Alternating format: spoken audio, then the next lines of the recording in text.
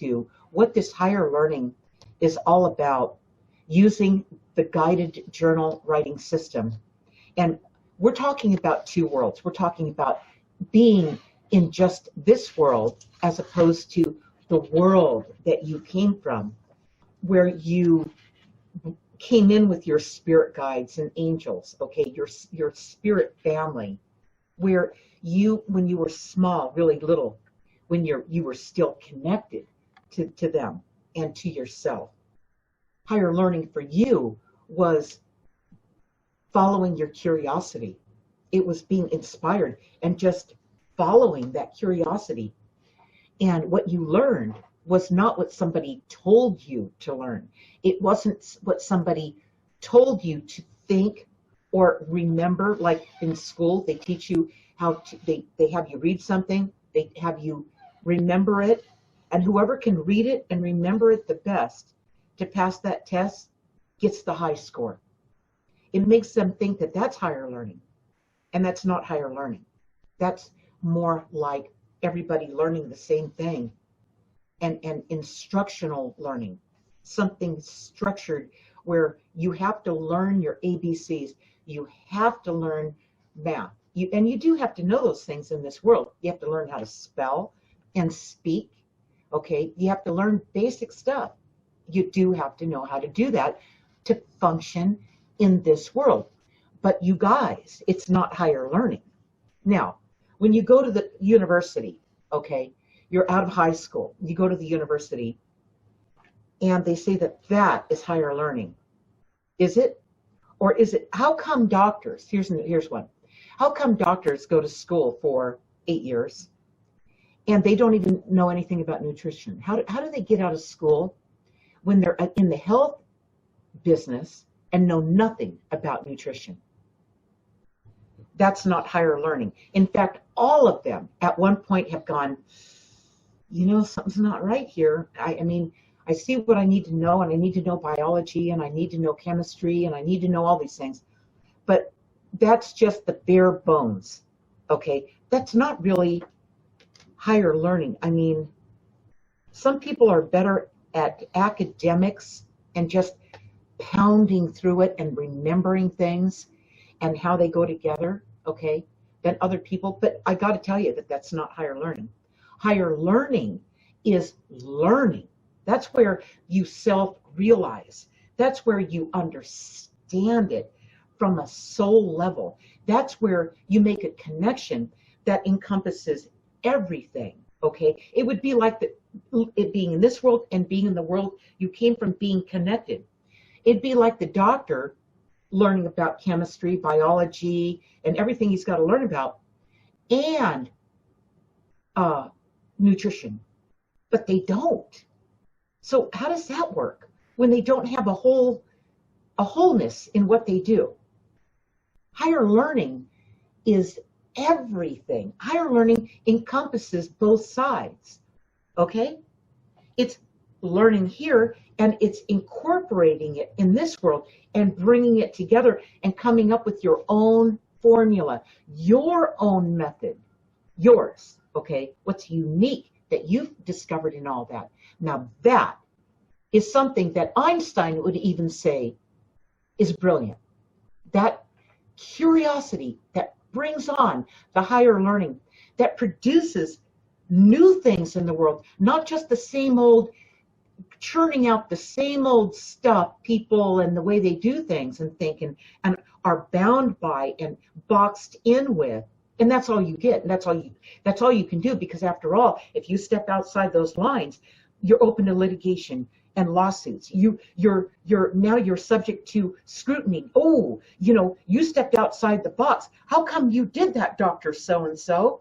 You're going to jerk your license. Yeah, and now you've got, in fact, your license becomes your noose, okay? Right. And it becomes I know I've been licensed, in many ways licensed. And every time I was licensed, all I ever heard about was how litigious my life became because of that license. Because I was licensed and I had something that people could threaten me with.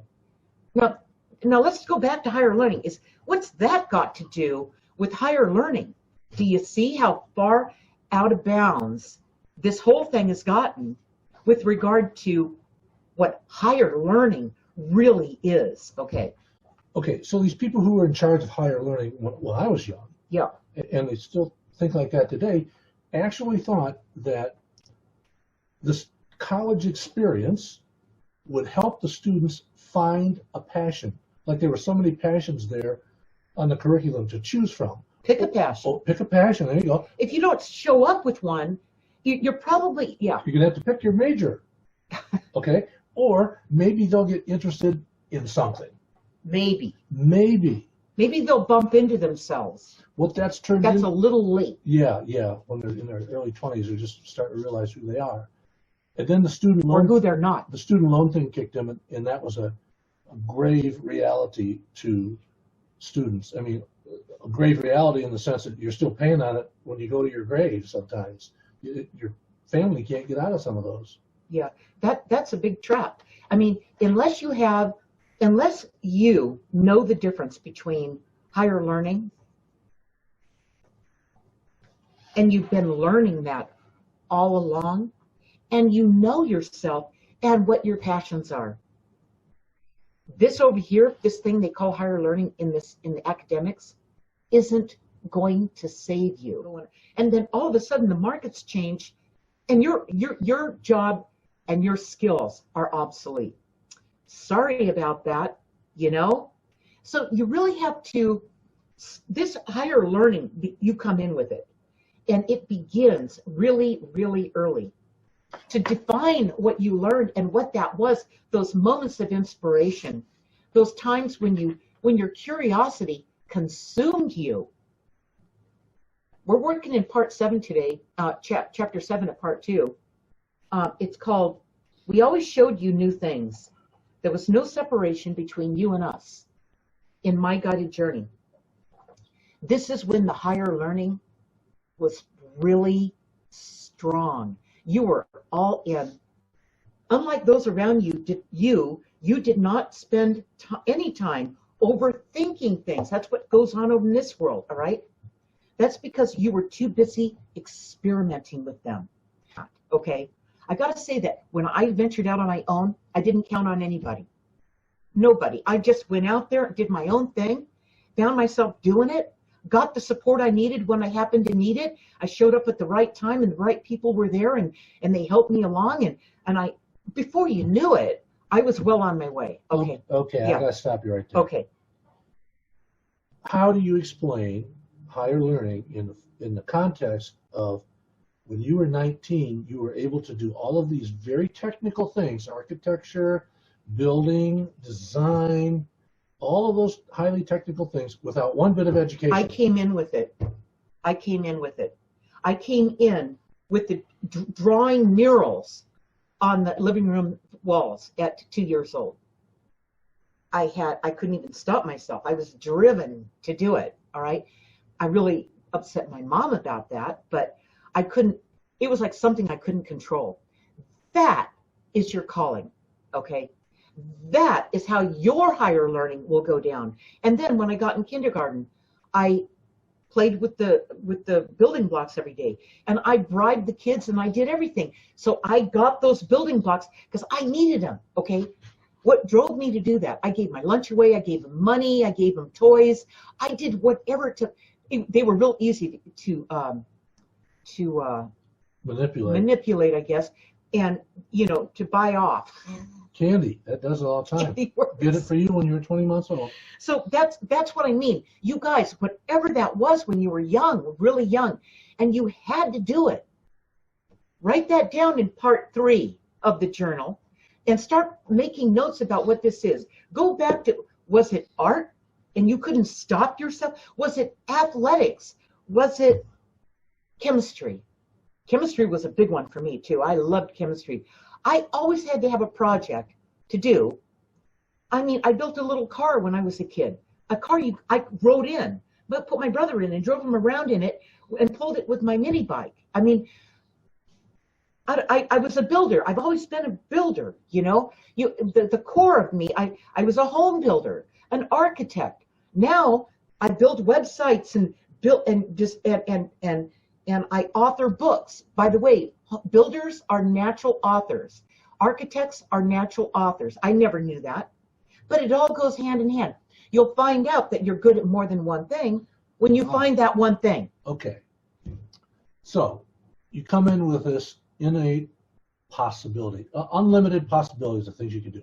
And your guides, skills and talents and gifts. And skills and gifts and passions. And okay, and your guides never teach you anything, but they do put things in front of you, your path. Right. They say, what about this? Free will. You have the free will. Okay, now here's my question. Get into a question.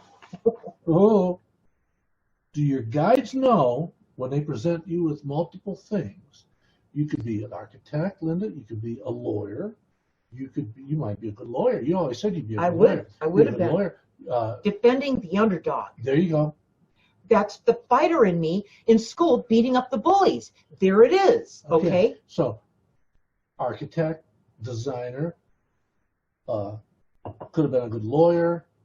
You ran a business, a successful business with the ISP. You became a real estate broker, and now you're an author. So you had all these things put in front of you, and you followed them, and you were good at all of them. Here's the question. Do your guides know that you would have been good at all of them? Yes, absolutely. No matter which one you pick? Yes, because there's a core in every one of those things, okay, that you can do. There's something you're really good at, and from that stems off all these possibilities. You can do it this way, you can do it that way, you can do it this way, you can do it that way, you can do it this way. You can do all these different things, and all of them if you want to. I didn't just stay in real estate. I did all this other stuff, technology, and then publishing, writing my story, writing these books about guidance and how this works. But the core point here, my natural nature is I'm a builder from my core. I know how to build projects. I'm a business person. That's where Ray was saying attorney. I have got a really sharp business mind. I think that way, okay?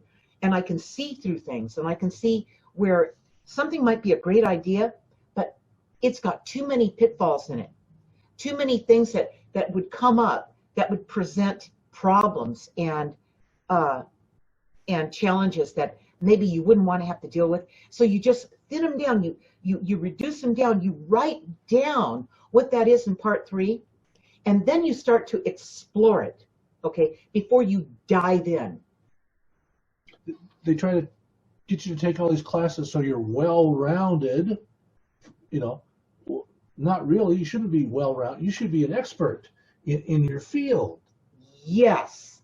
Wherever you're deficient and you need something, hire the experts. You don't need to go out and spend 4 years getting educated to do that one thing. Forget that, okay? Just do what you're really good at and do it well, okay? So you've got the funding to support that expertise when you need to bring it in, period, all right? That's always what I've done, always. I don't know this one thing stop me from going all in on what I wanted to do. I found those people along the way. I'm going to hire you for this. I'm going to hire you for that.